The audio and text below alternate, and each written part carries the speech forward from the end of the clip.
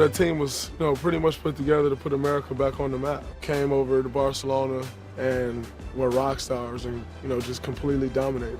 Everything they did, everywhere they went, it was just a zoo.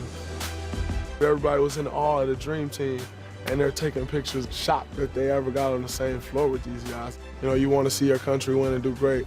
But that team, they had fans all over the place from everywhere. The impact on the fan base was huge, because that's when people really start to become a fan of this person, not basketball. Larry Bird fans, not just Celtics fans. Crowd reacts to the entrance of Larry Bird. They created a completely different love for the game of basketball. Globalization of the sport really started to take off then. The rest of the world has gotten a lot better. Just look around, you see guys from all different countries playing at a high level in the NBA. It was a dream come true for me.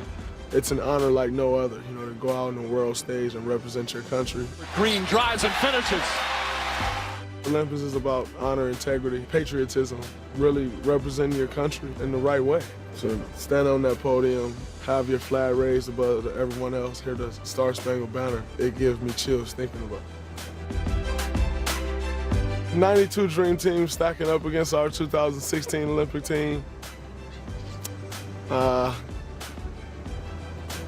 We both won gold medals, that's all that matters. It's the best basketball team ever assembled.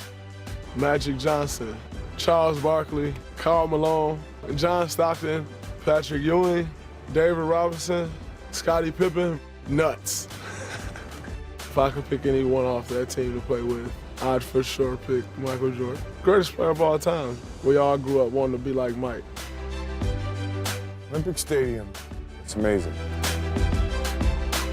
The Dream Team, they came, they dominated, and they changed the game of basketball forever.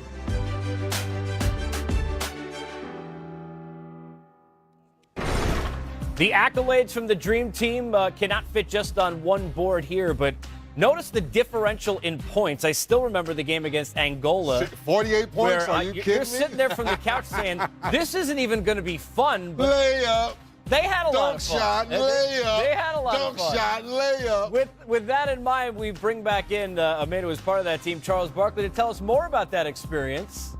Chuck, it's the 25th anniversary of the greatest team ever assembled, the Olympic team, the Dream Team in '92, winning the gold. And I know there have been so many different times for different features that you've talked about this. I'm curious now when you hear 25 years, what's the first thing you think of when you think back to that time period? Well, it's obviously amazing. I tell everybody should go to the Olympics one time in their life as a fan. There's nothing like the Olympics. Television really doesn't do it justice. And the thing I remember the most about that team was really ironic that you asked me that question after the Kyrie question, because how easy the game was when you play with other great players and how unselfish everybody was. We had two different starting units. Nobody complained. Everybody got along well. And I find it really ironic you asked me that question when Kyrie wants to be his own man, quote unquote, don't want to play with the greatest player in the world.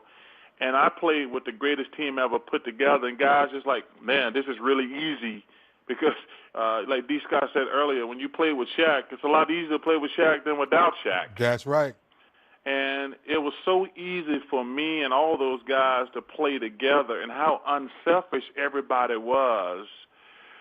That's the thing I remember the most because people forget I played in '96 too, and it wasn't a lot of fun in '96 because guys were complaining about starting, guys were complaining about playing time, but that was to me was the greatest time for me because guys were just so unselfish, and we're talking about obviously the who's who of basketball royalty, but man, we got along so well, and that's the thing I remember the most.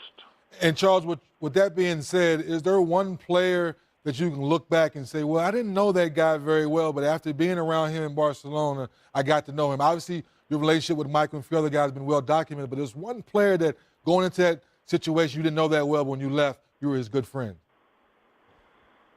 That's a great question, Dennis. I think Probably not that we became great friends, but I spent some time with Larry Bird, and it was special because, you know, I'd only seen him at the All-Star game and when we played the Celtics, and to see what a really great guy he was. Him and Patrick Ewing became, like, really close.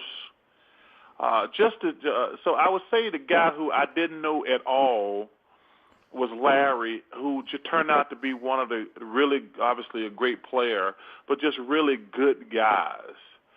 So I think that to me was probably, I'll always remember that.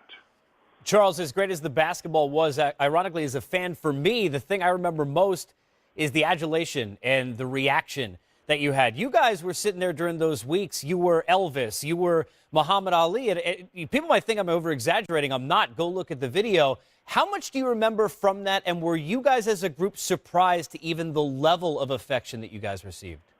Oh, man, it was crazy. You know, it's interesting. We didn't know. I mean, because obviously no pros had ever been. We didn't know what was going to happen. We really didn't know what to expect. But right away, when we left for the first game, there was 10,000 people outside of the hotel. We're like, and they only got to see us walk like 15 feet to the bus. And the crowd grew. You know, it started out 5,000, 7,000, maybe 10,000. I mean, it was amazing as the games progressed. Because, you know, it's like a 2-week thing. And to walk out of the hotel and see 10,000 people just were all with cameras and screaming, it was surreal. And it was people all along the highway holding up signs. I'm talking about hundreds of people.